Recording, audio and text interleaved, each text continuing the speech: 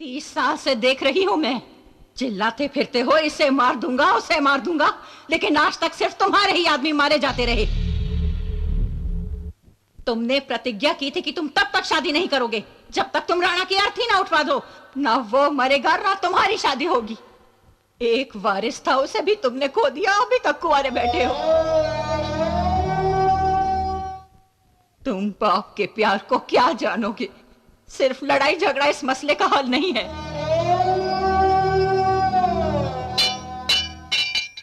सुनो बलवंत, मेरी आंखों के सामने हमारे लोग मरते रहे, अब इस लड़के को तो जिंदा रहने दो। बेटा बंद करो ये हिंसा, वरना कोई आंसू बहाने वाला तक नहीं बचेगा।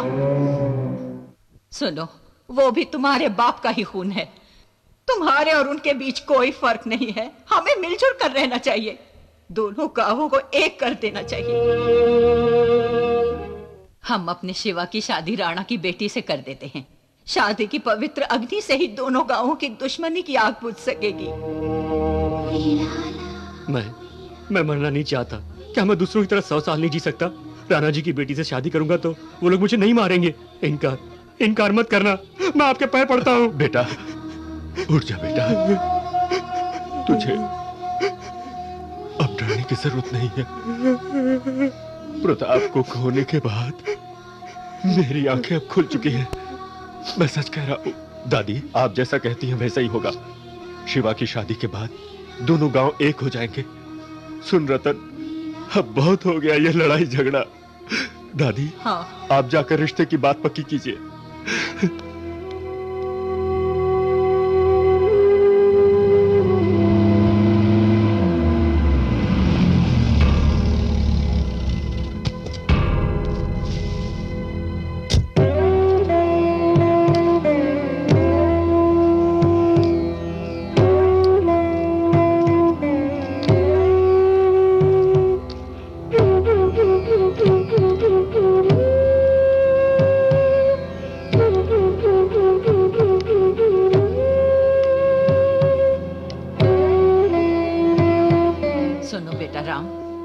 राणा से मिलना है।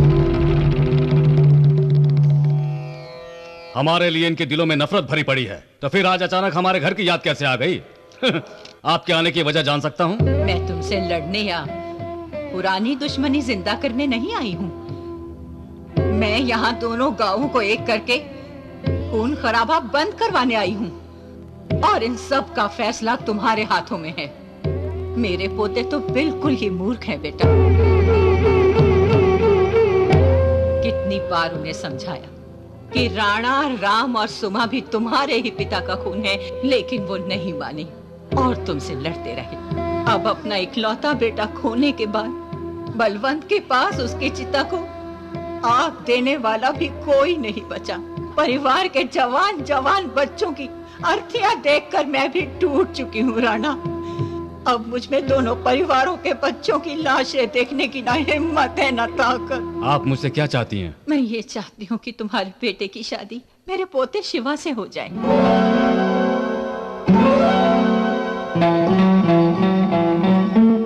ये झगड़ा शुरू हुआ था तुम्हें रखेल की औलाद कहने से। इस शादी से वो कलंक भी मिट जाएगा और दोनों परिवार एक हो जाएंगे। ये रिश्ता कबूल कर लो राणा। भैया, हम बीते कल को बदल नहीं सकते, पर आने वाला कल आपके हाथ में है। आप मान जाएं तो दोनों गांवों का भविष्य सुधर जाएगा। आप जरा सोचकर तो देखिए। जिन्होंने हमें ठुकराया आज वही हमें अपना रहे हैं। ज्यादा मत सोचिए, रिश्ता स्वीकार कर लीजिए।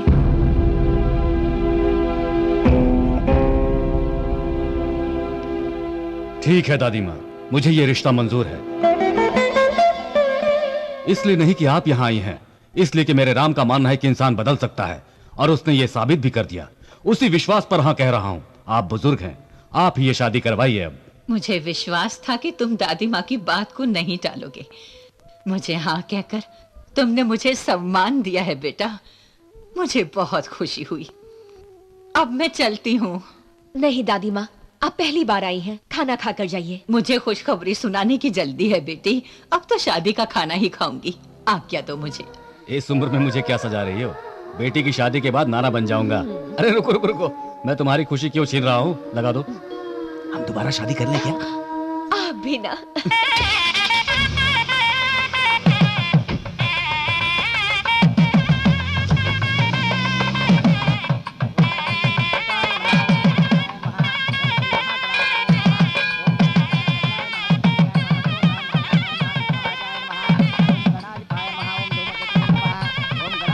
बधाई हो दादी माँ। आप कहती थी पौधे की शादी देखूंगी, आज वो बात सच हो गई। ये तो कुछ भी नहीं। हाँ। मैं तो शिवा के बेटे की शादी भी देखूंगी। 25 साल बाद दोनों गांव मिलकर खुशी मना रहे हैं। ये देखकर ऐसा लगता है जैसे भगवान राम की शादी है। शादी करके आपने तो बरसों की दुश्मनी खत्म कर डाली। ये जो कुछ भी हुआ है सब दादी माँ की कृपा है।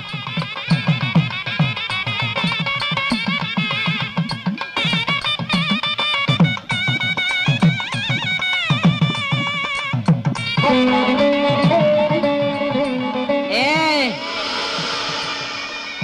रुको। दरवाजे बंद कर दो।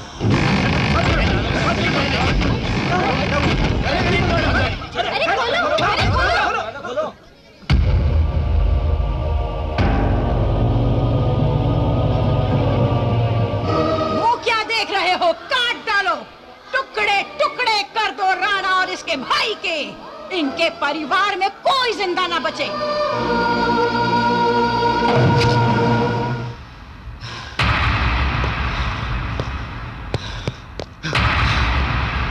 चंकी! चंकी! चाचू! चाचू! चाचू! चाचू! चंकी! चंकी! ये तुम्हारा क्या हाल कर दिया? चाचू, उन्होंने मेरा सर मुड़वा दिया।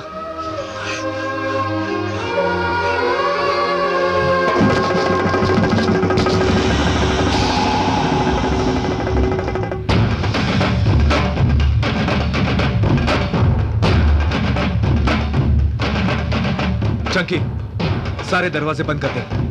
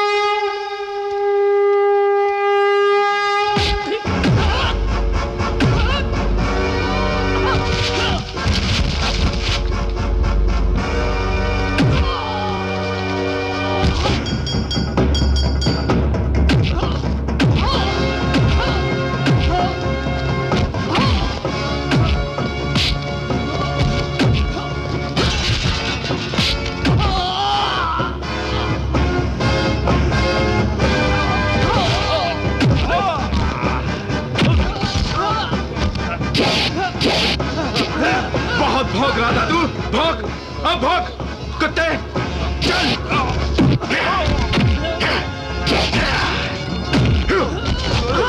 चल भौंक।